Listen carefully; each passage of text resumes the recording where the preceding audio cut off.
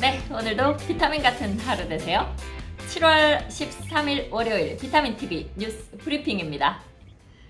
네, 7.10 대책 발표 이후에 막 시끄러운 그런 뉴스들이 많습니다. 그것 잠시 후에 좀 종합해서 읽어드리고요. 그 전에 세종 소식 먼저 전합니다. 충북대 수의과대학 세종 캠퍼스 건립 소식인데요. 4-2 생활권 지편리 거기에는 대학들이 들어올 수 있도록 그 부지를 마련해 놓고 있습니다.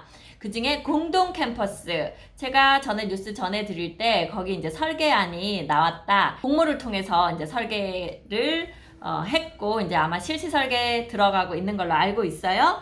자, 그 중에서 이제 분양형, 임대형 뭐 여러 가지가 있습니다. 이제 임대로 들어오는 대학들도 있고 아예 분양을 받아서 들어오는 대학들도 있을 텐데요.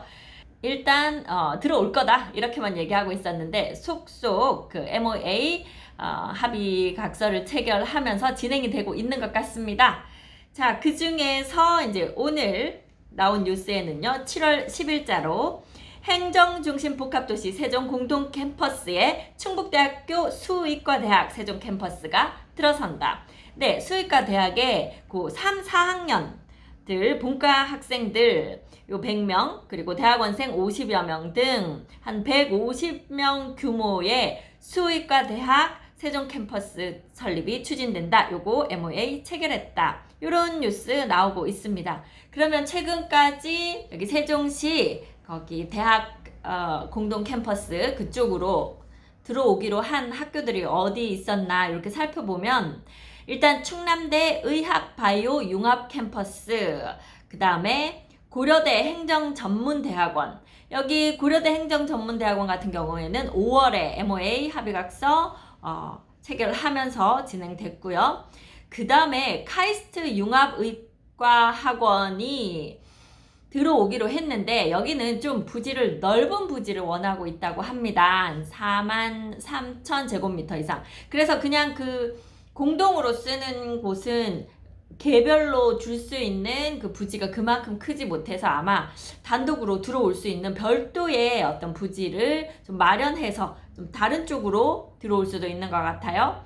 그리고 공주대 미래혁신 캠퍼스, 요거 7월 6일에 MOA 체결됐었는데요. 여기 공주대도 들어오고요. 그 다음에 이제 또 두 군데 있는 데가 이탈리아 산타 체칠리아 음악원하고 아일랜드 트리니티 대학인데 여기들 조금 아직 안개 속이라고 해요. 정확하게 확정되어 있지 않다고 합니다. 그쪽에서 요구하는 서류를 다 안 해주는 거예요. 이제 그런 부분들. 그래서 어떤 갖춰진 자격 요건을 다 만족하지 못해서 할 수 있는지 없는지 모르겠고요. 그리고 아마 지금 이제 발표나지 않아서 모르겠지만 계속해서 세종시에서 많은 대학들을 유치하기 위해서 지금 일을 하고 있는 것이 보이죠. 그래서 체결될 때마다 하나씩 뉴스에 나오고 있는데요.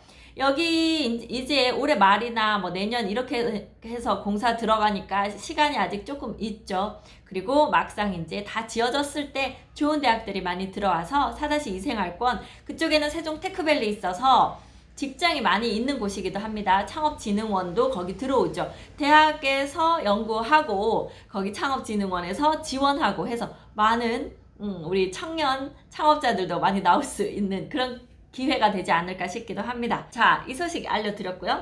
두 번째는 세종 충남대병원 오기 쉬워진다. 제가 지금 그쪽 앞으로 세종 충남대 앞쪽으로 운전을 해서 출근하는데요. 그 앞에 BRT 정류장 만드느라고 한창 공사 중입니다. 그래서 충남대병원 오시기 쉽도록 거기 BRT 정류장을 만들고 있거든요.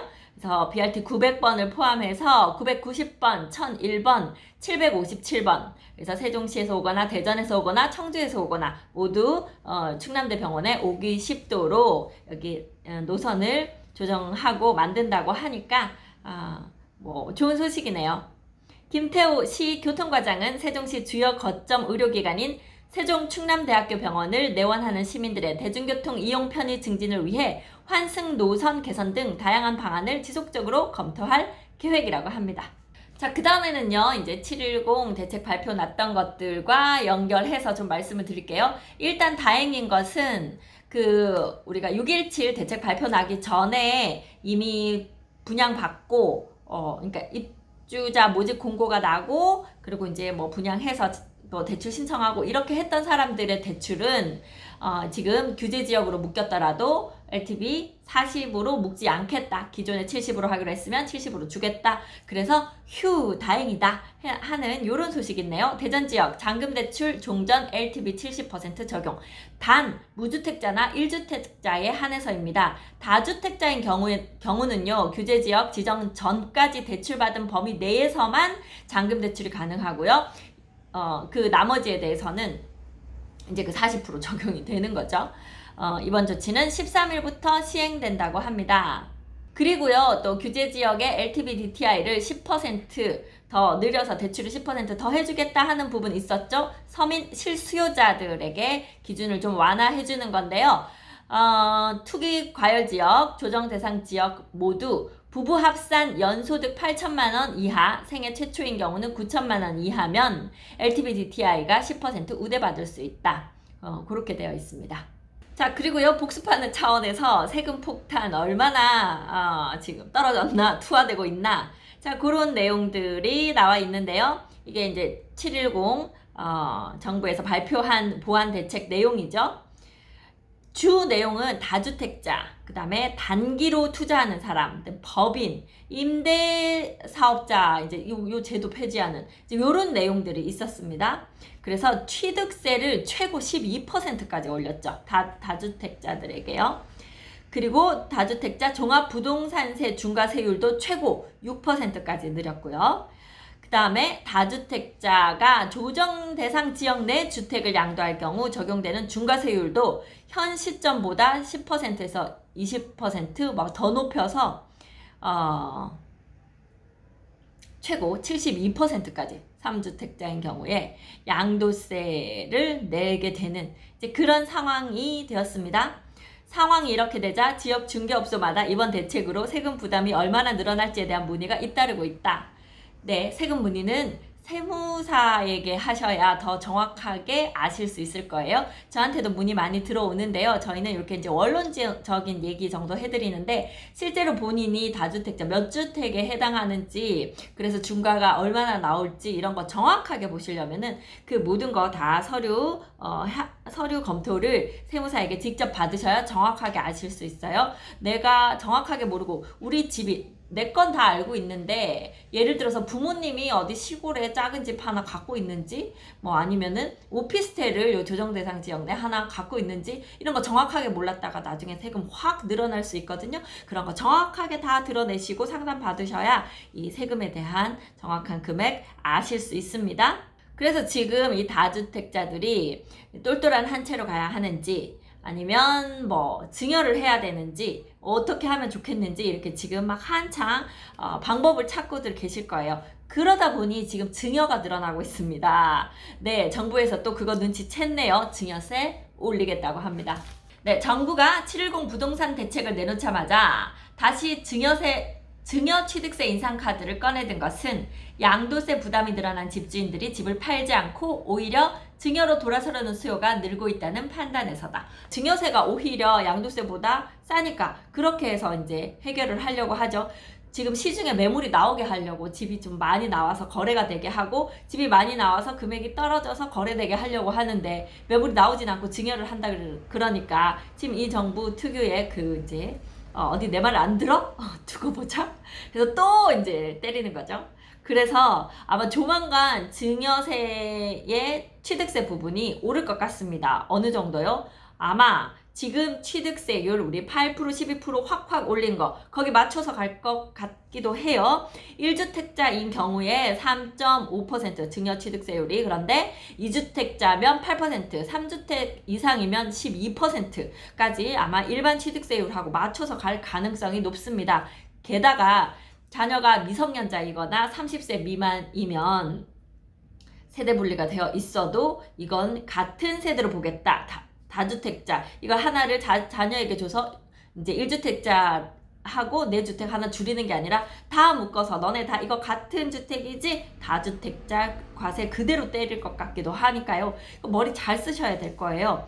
이 경우 부모가 다주택자라 해도 증여받은 자녀가 실제로 무주택 실수요자면 이거 본인이 이제 아마 증명을 본인이 해야 될 것 같기도 해요. 그럴 때는 그냥 3.5% 세율을 적용할 수도 있다. 아직 법 나온 거 아니고요. 이건 이야기만 나오고 있습니다. 그래서요, 증여하시려고 하시는 분들 좀 빨리 하셔야 될 것 같아요.